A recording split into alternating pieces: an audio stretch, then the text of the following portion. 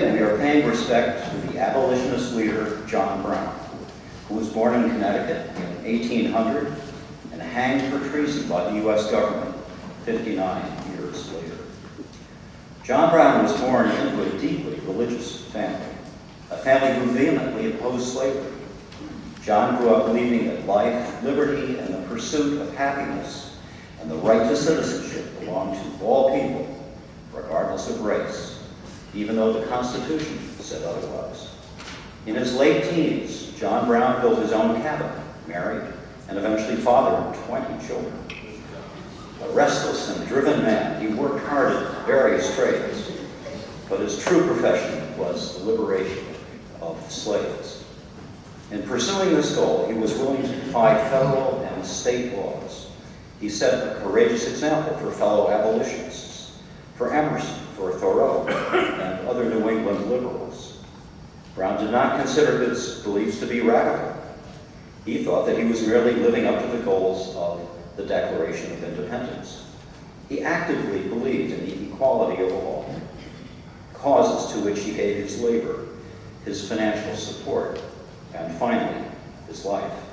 He even rewrote the American Constitution so that it awarded full rights of citizenship to America's oppressed minorities.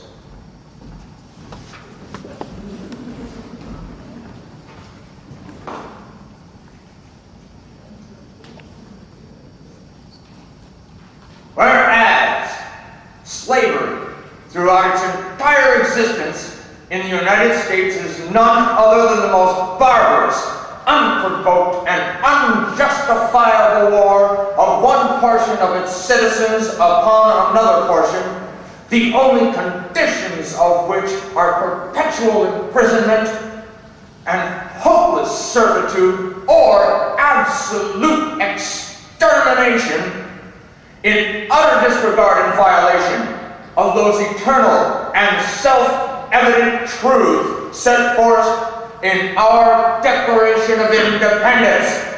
Therefore, we, the citizens of the United States and the oppressed people, who by the recent decision of the Supreme Court are declared to have no rights which the white man is bound to respect, together with all of the people degraded by the laws thereof, do, for the time being, ordain and establish ourselves the following provisional constitution and ordinances, the better to protect our persons, property, lives, and liberties, and to govern our actions. Article 1, qualifications for membership.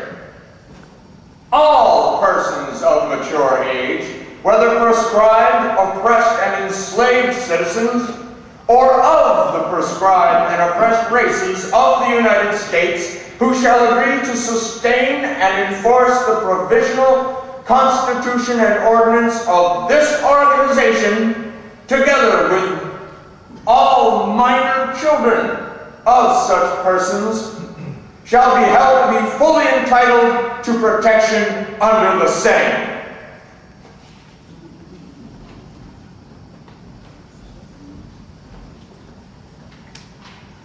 You may be thinking, what's the controversy about John Brown then? What's there not to love about this man? How could he not be viewed in hindsight as an inspiration, a mighty leader, a true patriot for causes we hold dear today? Well, people argue about his legacy because he and his men killed a dozen pro-slavery Kansas farmers and militia, some of them in cold blood, while their families watched. Then, at Harper's Ferry, Virginia, he convinced 19 men and boys, 5 of them former slaves, to join him in attacking and occupying a federal arsenal.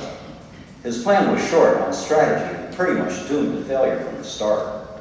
His goals were lofty and admirable. The means he chose to pursue those goals are still debated.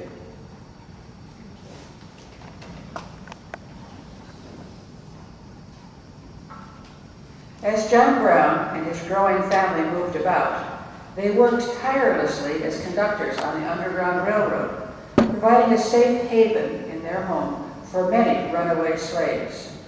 He often conducted slaves to another safe house or to freedom at the Canadian border. He gave land to fugitive slaves. He and his wife raised a black youth as a member of their family. Visitors were astonished that blacks ate at the dinner table with his family and were addressed formally by Mr. or Mrs. and their last name. It was more common to address all African Americans by first names at the time. In 1847, Brown met Frederick Douglass, a former slave and now an influential abolitionist. Brown informed Douglass of his goal of leading an army through the South to free slaves. After their meeting, Douglass stated that, though a white gentleman, Brown is in sympathy a black man, and is as deeply interested in our cause as though his own soul had been pierced with the iron of slavery. In 1849, Brown and his family passed through Albany on their way to the Lake Placid region of the Adirondacks, settling on 250 acres of farm land near North Elba. Why did they go to so remote a wilderness?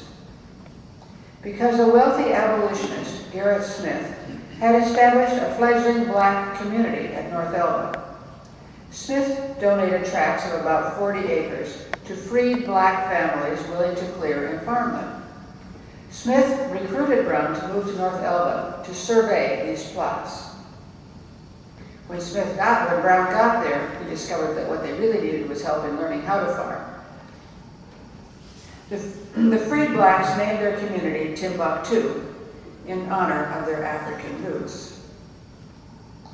The Underground Railroad was a second factor that attracted the Brown family to North Elba.